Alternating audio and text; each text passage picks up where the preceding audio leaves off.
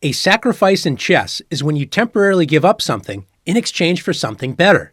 Sometimes you know exactly what you are getting, and sometimes you don't. Let's look at a few sacrifices. In this position, white can sacrifice a piece for a guaranteed checkmate. It's a sacrifice only because you are giving something away for a less than even trade of material. But it's obviously the right move because it's checkmate on the next move. Can you find the move? That's right, queen to e8. White sacrifices a queen in order to eliminate black's only defender of the back rank, the rook on a8. After rook takes e8, white delivers checkmate on the next move with rook takes e8. Checkmate. Let's take a look at another position. You might also temporarily sacrifice something in order to gain a larger material advantage a few moves later. In this position, black gives something up for something better just a few moves later. Can you see what it is? That's right, knight to f3. Black forks the king and queen, and by moving the knight, the rook's attack is revealed against white's queen. Black sacrifices a knight, but gains a queen. After g takes f3, rook takes e1 check. Sacrificing the knight resulted in winning a queen for black.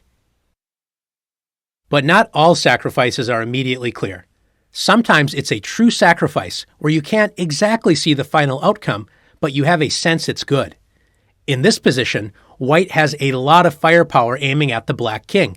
Notice all of white's pieces are either directly in the king side or control king side squares.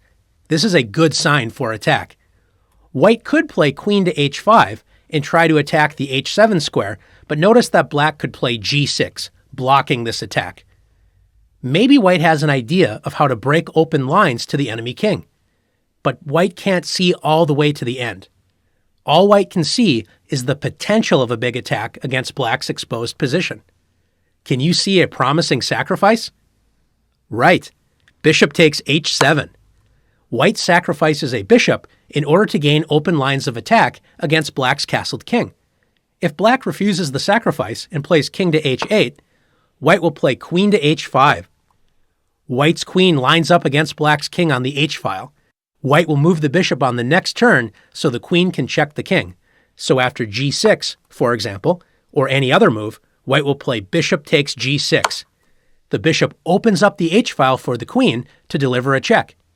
After king to g7, white plays queen h7, checkmate. This is why black has to accept the sacrifice with king takes h7. White now plays queen to h5, delivering a check and activating the queen. After king to g8, the h-file is open for attack. White didn't see the whole idea through, but knows that once a sacrifice is made, you have to keep attacking. Which piece can join the queen on the h-file to threaten checkmate? That's right, rook to h3. Black cannot stop queen to h7 or queen to h8 checkmate on the next turn. Notice after f6, hoping to open up a window for the king on f7, queen h8 is checkmate, because remember, the knight on d6 prevents the king from escaping. Let's see if you can find the right sacrifices in the following positions.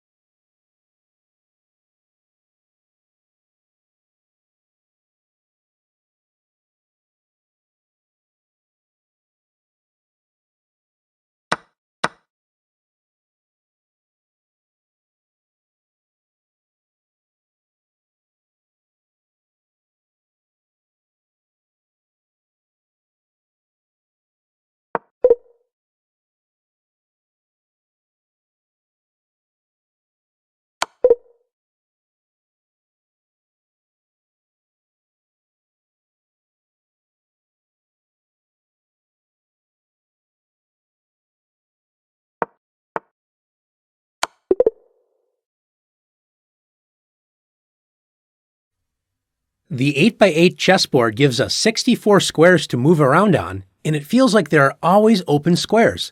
But occasionally those squares can run out, and one of your pieces can get trapped. It's often a surprising and frustrating experience to find that you literally have no good moves to save your piece. Let's look at a trap which happens when you don't follow the advice of keeping your knights off the rim or edge of the board. Here, white plays knight takes h4, grabbing what looks like a free pawn. Do you see how black can trap the knight? That's right, with bishop e4. White can never free that knight, and the king will come in and capture the knight on the next turn. Let's take a look at another common trap. In this position, everything looks fine, and white simply castles kingside. But in reality, it's a trap. Black plays c5, attacking white's knight. After white's knight retreats to safety with knight to f3, the pawn marches forward, c4. The bishop is now trapped. A bishop that looked so free and powerful just 3 moves ago is now leaving the board on the next turn. The queen is such a powerful piece, and it usually controls so many squares, it's hard to believe it can get trapped. Don't be fooled. Any piece, no matter how powerful it can be, also can be trapped. In this position, black greedily captures the pawn on b2. Notice black's only safe square is the b6 square. White can now trap black's queen and prevent its escape. Can you see how? Excellent. Rook f to b1. Notice the a rook is important in protecting the pawn on a3 so that the queen cannot escape and capture that pawn. Black's queen can't escape on b6 either because the rook on b1 is protecting that square. Black must now give up the queen for a rook.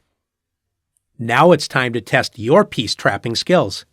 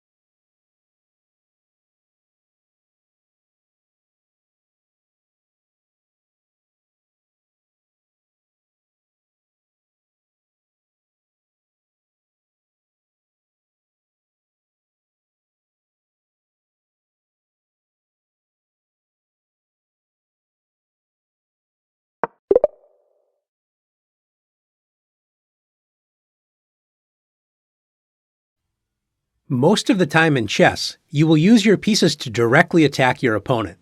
But sometimes, the most powerful moves aren't done directly with a piece, but are revealed by moving a different piece. These are called discovered attacks. Let's look at a few examples so you can see how powerful they are. In this position, notice that white's rook is lined up with black's queen. White could play a move like bishop to c2 to reveal the rook's attack on the queen, but then the queen would simply move out of the way and the threat wouldn't mean anything. Can you find a more forcing move that will discover an attack on the black queen, but not let black move the queen on the next turn? Very good. Bishop takes h7. White discovers the attack on the queen, but black cannot move the queen since black's king is in check. After king takes h7, rook takes d7, white wins a queen and a pawn for a bishop. Let's take a look at another position. In this position, white is down a piece. White plays the move d4. What is white's main idea? It looks like white is attacking the bishop on c5, which is true, but white is really creating a discovered attack by attacking black's queen with the dark squared bishop. The reason discovered attacks are so powerful is because you often get a free move with the piece you are moving. Your opponent must deal with the attack from the second piece and doesn't have time to handle both threats at once.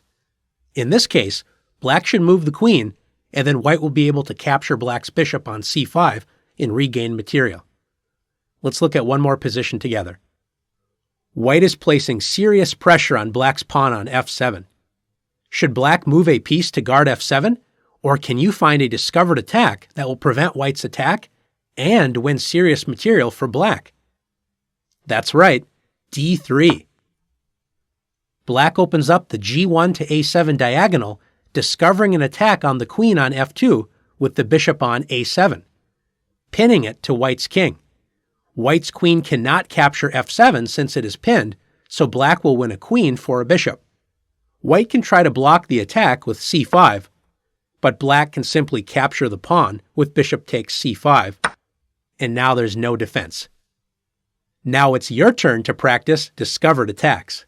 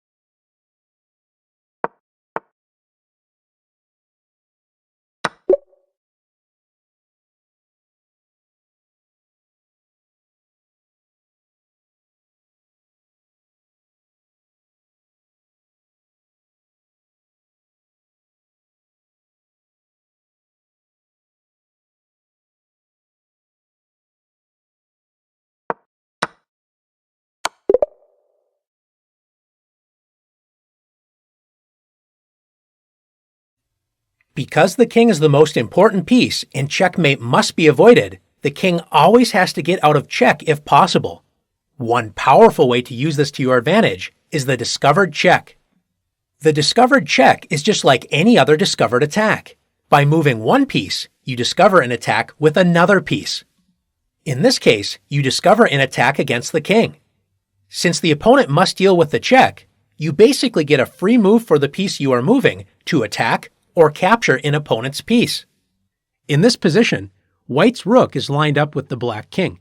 The only thing in between those two pieces is white's bishop. Can you see how white can use a discovered check to win black's queen? That's right, bishop a6. White's bishop attacks the queen and also reveals the rook's discovered check on the king. After king f8, or any other king move to get out of check, white wins the queen with bishop takes b7. Let's take a look at another position. In this position, black is threatening checkmate on g2 on the very next move. Can you find a discovered check that will end black's hopes and also win material for white? Very good, knight e5. The white knight threatens black's queen and also reveals the rook's check on the black king. After king b8, knight takes g4. White wins the queen. Let's take a look at one more example. In this position, black should play bishop e7 and focus on castling the king. Black does not sense the danger, however, and cannot resist capturing what black thinks is a free bishop on b5. Can you find a way to exploit black's mistake in leaving the king exposed on the e-file? Well, there are several good moves, one of them being knight to g6. This discovers the check against the king and also threatens the rook. But remember, when you find a good move, always look for a better one. White can win the queen with knight takes c6, capturing black's knight, threatening the queen, and also revealing the discovered check against the king. Even if the queen blocks the check with queen e7, white will win the queen after knight takes e7. Now it's your turn to practice discovered checks.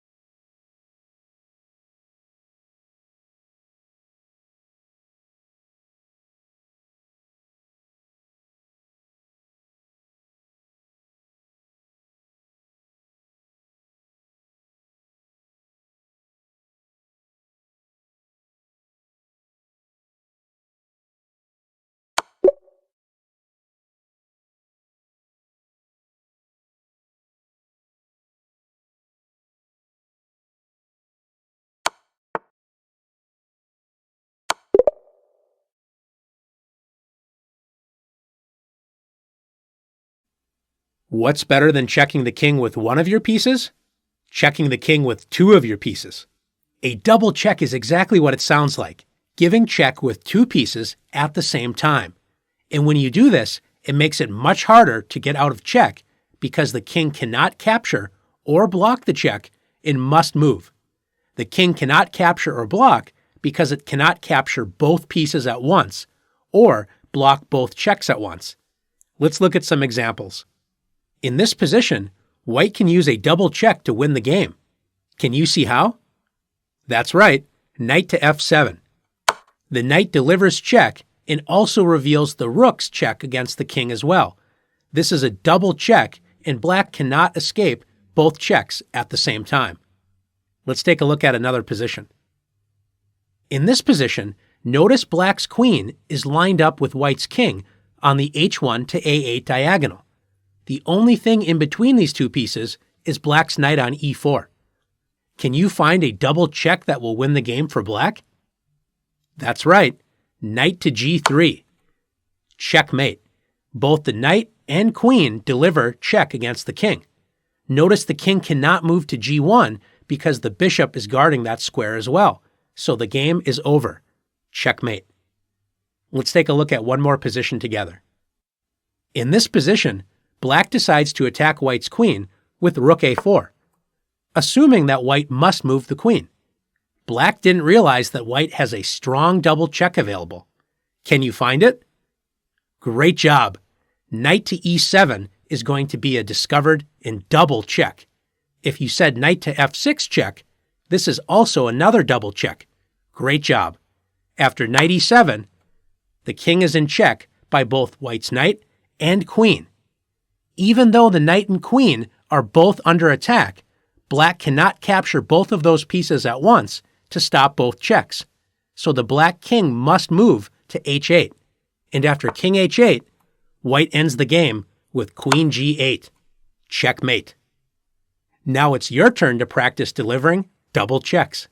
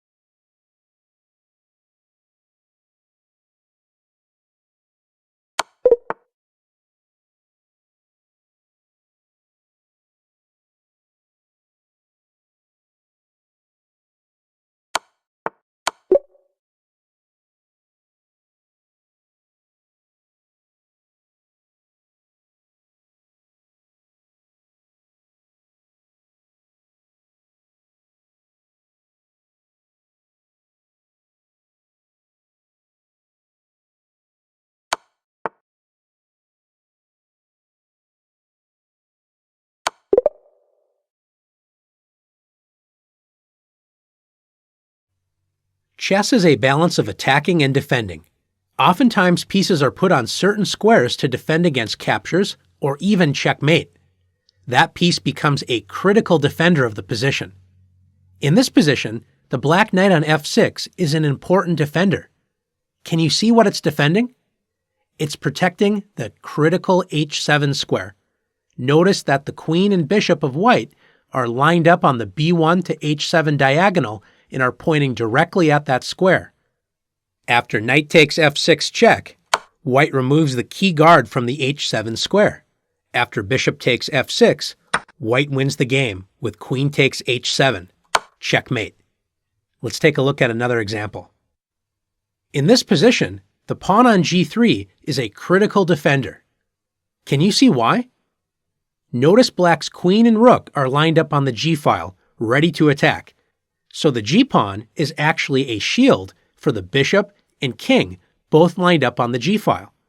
After rook takes f4, black is sacrificing a rook, but it's not really a sacrifice, because if white recaptures the rook, notice the g-file is wide open and black is able to play queen takes g2, checkmate. Let's take a look at one more position together. In this position, black is up a knight for a pawn and decides to offer a trade of queens, thinking it would be a good idea to enter a favorable endgame up a knight. Black makes a big mistake by playing queen e6. White can use a removing the guard tactic to turn the game around. Can you find it? That's right, rook takes g7. White removes the queen's guard, and after king takes g7, queen takes e6, white wins a knight and a queen for a rook. So now white enters a winning endgame. Now it's your turn to practice removing the guard.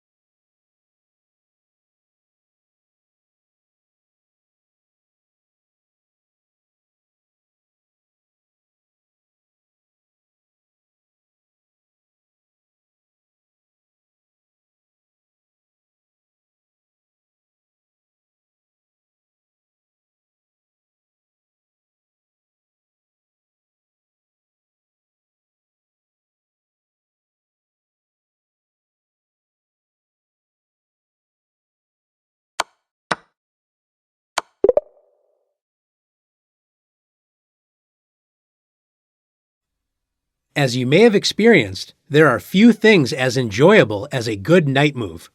Let's look at a rare but important example of the power of the knight. In this position, black's king looks to be well defended. There are two pawns in front to shield the king. There is a rook on b8 guarding the back rank, and black's king is in the corner away from the attacking queen. However, white does have a knight that can check the king, like this. After knight f7, the king is forced to g8. Notice the king is lined up with white's queen on the a2 to g8 diagonal. That means once the knight moves, there's a discovered check. But where should the knight move? If the knight moves back to g5, then the king will simply move back to h8, and we're in the same position. Do you see a double check in this position? That's right, white can play knight to h6. Both the knight and the queen check the king. The king is forced to h8. What happens if the king moves to f8? After king to f8, it's mate in 1, queen f7. This is why it's important for the king to move to h8. After the king moves back into the corner, it doesn't look like white can make any progress. If only white could play knight f7 check without the king being able to move to g8. What if white could attract the rook to g8 and then play knight f7 check, it would actually be checkmate. Study the position carefully. Pause the video if you need. Can you find a way to force black's rook to g8 so the white knight can deliver a checkmate on f7? After taking a moment to think, if you found the queen sacrifice queen g8 check, fantastic job. This forces the rook to capture the queen, and now the king is smothered by its own pieces. It has nowhere to move. Knight f7, the knight jumps over black's defenders and delivers checkmate. This is known as the smothered checkmate. Let's review that one more time. To review, white plays knight f7 check, attracting the king to the same diagonal as white's queen. White plays a double check with knight h6. The king is forced back into the corner. And now the most important move, attracting the rook to g8. Queen to g8 check. The rook is forced to capture, and now the black king has no legal squares. White plays knight f7, delivering checkmate. Let's take a look at another position. This position looks exactly the same, but there is one key difference. Black has a queen on b8, not a rook.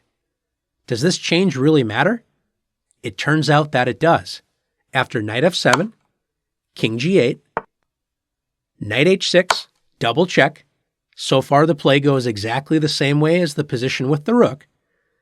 After king h8, white is best advised to repeat the position with knight f7 check. The reason why is if white tries the smothered mate with queen g8, black can play queen g8, and now white is in for a rude awakening. Knight f7 is no longer a smothered checkmate because the queen can simply capture the knight. It's important to remember that a smothered mate only works if black's piece that sets up the smothered mate does not protect the knight square it uses to deliver checkmate. Since the queen does protect f7, the smothered mate does not work. Let's look at one more position together. In this position, black plays f6, attacking white's knight. Black didn't appreciate that f6 opened up the a2 to g8 diagonal. This means white can play queen to b3 check. Does this position look familiar to you? We're going to have another smothered mate. If the king moves to f8, we already know it's going to be checkmate, so king h8 is the only move.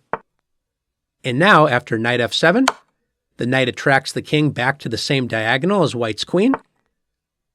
We deliver a double check. The king is forced to h8. And now our favorite queen sacrifice, queen to g8, forcing the rook to capture the queen. And now the black king is out of squares. White finishes the game with knight f7. Checkmate. Now that you've learned one of the favorite checkmates in chess, it's your turn to practice delivering the smothered mate.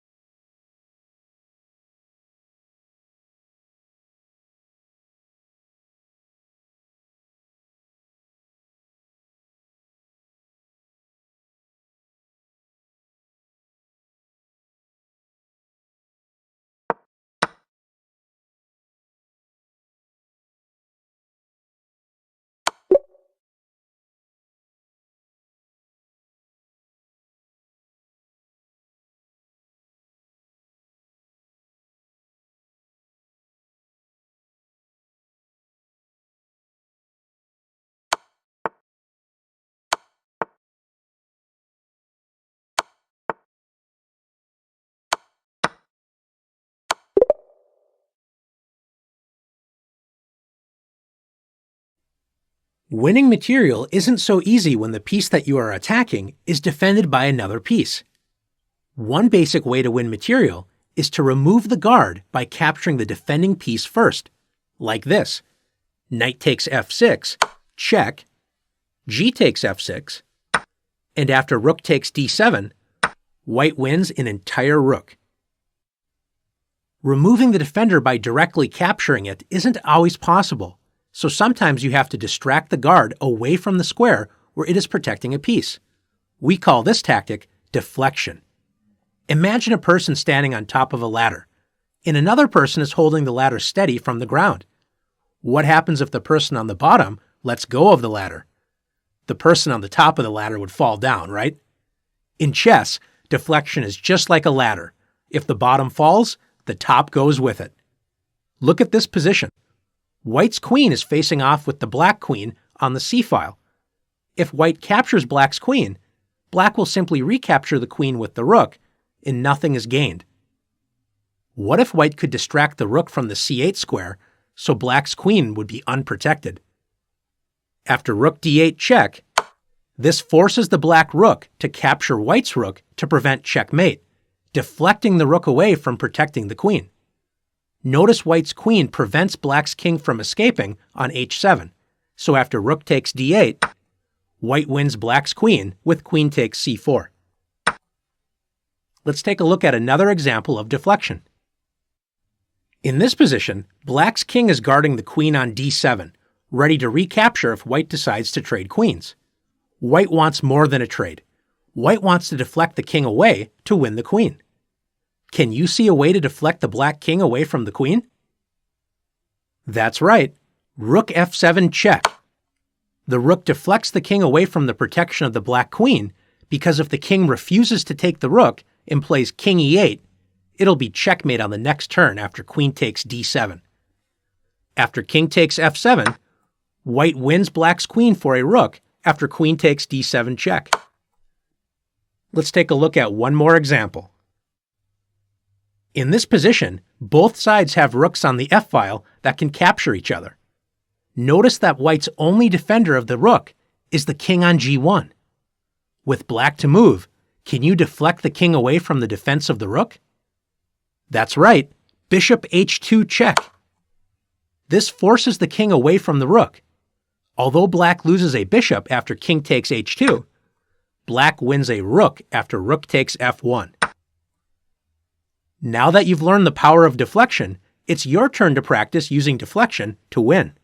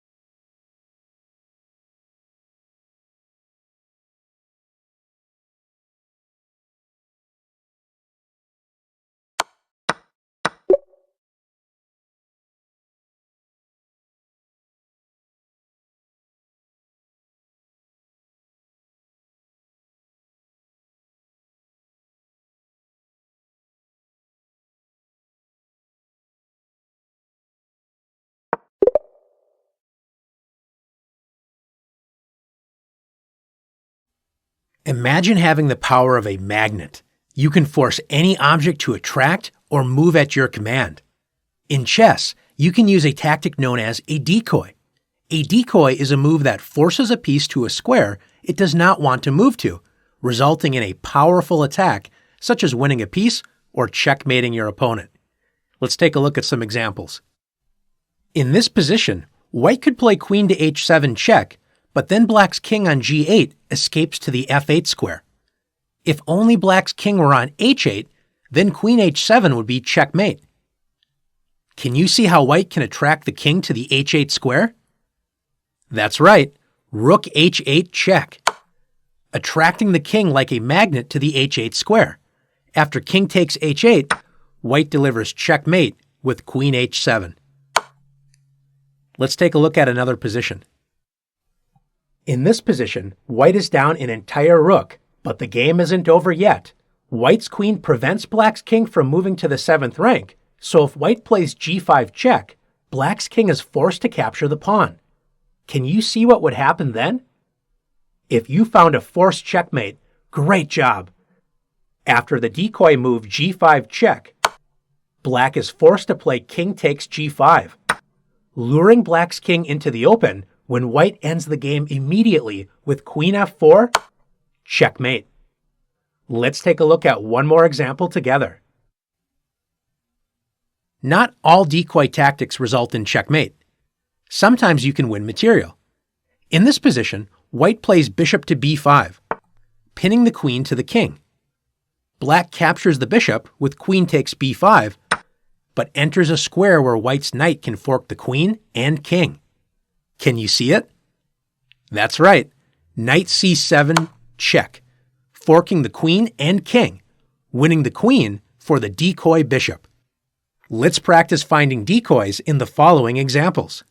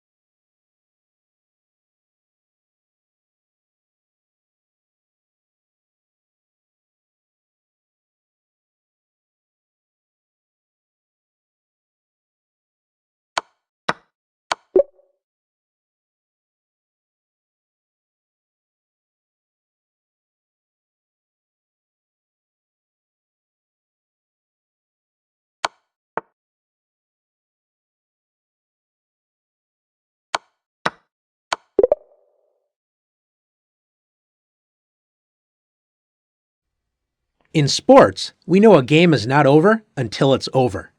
In chess, never count out a piece until it is removed from the board. A piece that seems doomed can still gain more before it exits the board by capturing a piece or forcing the opponent to remove that piece in a way that makes their position worse, such as giving up the right to castle or causing doubled pawns. The tactic of gaining more from a piece certain to be captured is known as a Desperado tactic. Let's take a look at some examples. In this position, White's knight on a8 is trapped. It cannot safely escape to any square, and White cannot guard it in any way. Does this mean that the knight can no longer help White? By staying alert, using the Desperado tactic, the knight can capture the pawn on b6. After knight takes b6, the knight gains another pawn before getting captured with a takes b6. Let's take a look at another example. Black has just played g4, forking White's queen and rook. If White moves the queen away to safety, White loses a rook for Black's pawn after g takes h3. Before retreating the queen, can White get more from the rook? The Desperado tactic, rook takes h7, captures Black's knight on h7, at least getting a knight for the rook. The Desperado tactic can come as a shock to the opponent, as a piece that will be captured suddenly gains something more before exiting the board. Another tactic that can catch your opponent off guard is a move called Zwischenzug. Zwischenzug is German for in-between move. In this position, Black plays bishop takes c3, expecting White to recapture the bishop when Black is prepared to castle on the next turn. In chess, unlike checkers, you are not forced to recapture a piece. White first plays the Zwischenzug, or in-between move, queen a4, checking the Black king and preventing Black from castling. After king f8, now White recaptures the bishop with bishop takes c3. Let's take a look at another example of Zwischenzug. In this position, Black plays rook takes a8, expecting White to recapture the rook with rook takes a8, and after Black recaptures the rook, Black has won a knight from all of the trades. White, however, finds a Zwischenzug that deflects Black's king away from the threatened rook first. Can you find the move? That's right, rook f to b1 check. This is played first, and after the king moves away with king c7, now White plays rook takes a8, winning a rook for a knight. Now that you've learned the Desperado and Zwischenzug tactics, let's see if you can spot them in the following positions.